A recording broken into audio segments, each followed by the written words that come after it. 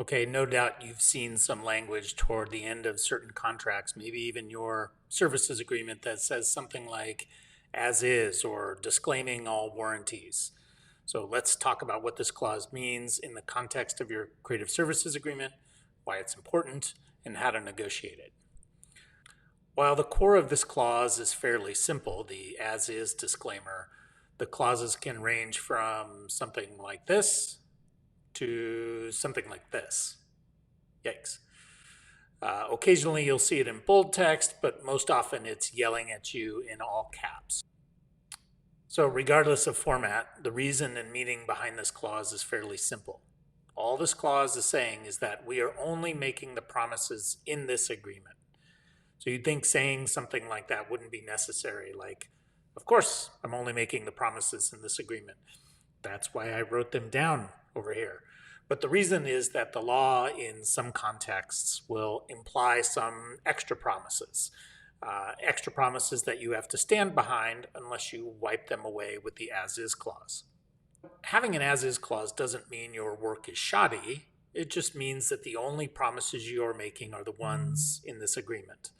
So a very simple as-is clause might read something like this.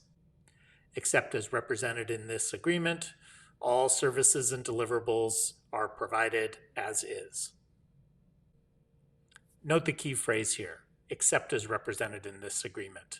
It doesn't mean there are no promises, it just means there are some promises over here in this agreement, and you're wiping away everything else. The reason to wipe everything away is it allows the parties to negotiate the promises that are specific to the deal, the transaction, the relationship. So if your client rejects your addition of an as-is clause, your response should be something like this. I added this clause to our contract to make clear that the only promises regarding our work are the ones that are in this agreement, the one that you and I are negotiating right now. Our contract already contains a number of promises about our work that we're prepared to stand behind. And if there are additional promises about our work that are of interest to you, please suggest them and we're happy to discuss. So again, this makes clear that you are making promises about your work that you're prepared to stand behind, that you are inviting the client to articulate if there is something specific that they want, what they can ask for, and you can negotiate that and price it fairly, and that you are just wiping away any implied promises that are automatically assigned to your work by the law. Okay, that's it for as-is clauses for now.